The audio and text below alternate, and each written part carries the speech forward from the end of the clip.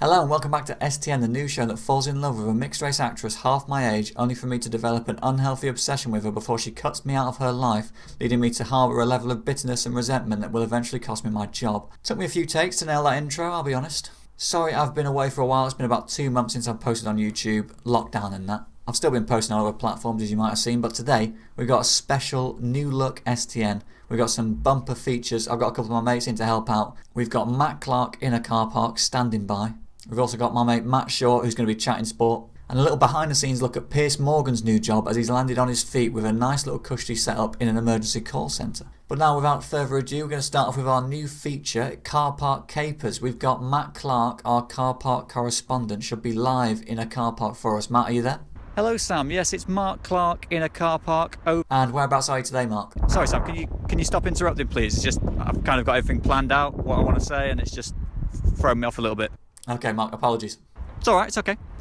Yeah, I just had a lovely conversation with a young couple who just lost their virginity in the bushes behind us. They were reluctant to appear on camera, but they said strict lockdown rules and overbearing parents had forced them to extreme measures to enjoy each other's company. How old were they, Mark? If I was a betting man, I'd say 18 or 19, Sam. Okay, I think that's alright, isn't it? Good looking couple as well they were, especially the female. I'll tell you what, if I was 10 years younger, I'd still be old enough to be a dad. Okay Mark, what about the car park itself? What's your general assessment? Yeah, not too bad, thanks Sam. It's not very busy, which is understandable in the current climate. A lovely location here in the town centre. They've got these lovely N-shaped bollards, which would make ideal makeshift hurdles for a late night drunken hurdle race. That does sound pretty special, Mark. What about the parking bay sizes? Everything in order? Parking bays are 1.8 metres wide, which means they meet the legal requirements. So yeah, all in all, everything's in order. Okay, thanks Mark. We'll see you next week. Absolutely, thanks for that, Sam. Okay, so up You next. don't think I was too rude when I started talking about the interrupting, do you? Mark, we can still hear you. It just knocks me off my flow a little bit. Can we cut his feed? Can we cut his feed? Is he gone? Okay, our next story. Piers Morgan got himself into trouble this week, losing his job on GMB after having a little bit too much to say about Meghan Markle. There's been an awful lot said about Piers in the media this week, but the highlight for me was this tweet from BBC Breakfast rival host Dan Walker. Mugged him right off. But it's not all bad news for Piers. He's landed on his feet as normal. He's got himself a nice stopgap job in a 999 emergency call centre. We've obtained some exclusive behind-the-scenes footage of Piers in action at his new job. Hello, good morning, Brit. 999, what service do you require? Ambulance. Okay, well, I'll be the judge of that. What's happened? I'm falling down the stairs. I think I've broken my leg. Really? Yeah, I can't move it. What does the leg look like? What do you mean? It just looks like a leg. It really hurts though, I'm in agony. Nah, sorry, I don't believe a word of it. Hey? Can you not just use the other leg?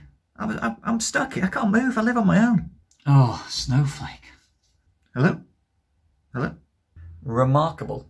A man of many talents. Okay, so now we're going to head over to the sports desk because it's time to chat sport with Matt Shaw. Matt, how's it going? All right, Sam?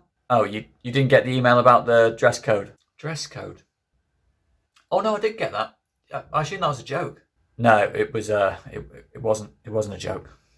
Okay. Just go. It's okay. Crack on. Yeah, cheers, Sam. Mental week this week, sports-wise. Football. Who gave him a beer? What's he on about? Football, Chris Wilder, start of the week, said it'd be a good idea to have a little shake-up at Sheffield United.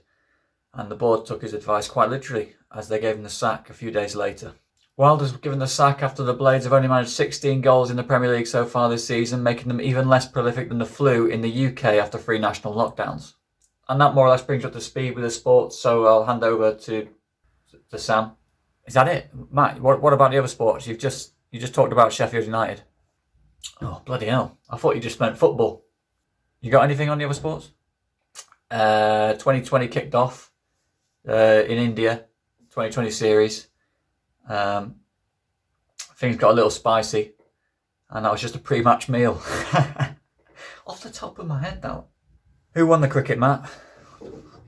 Yeah, England won. England won the match. I should have said that. Anything on the Champions League, Matt? Midweek? Champions League. Yes, Liverpool qualified, which was cute. I mean, they're still trying. God bless them. Barcelona got knocked out.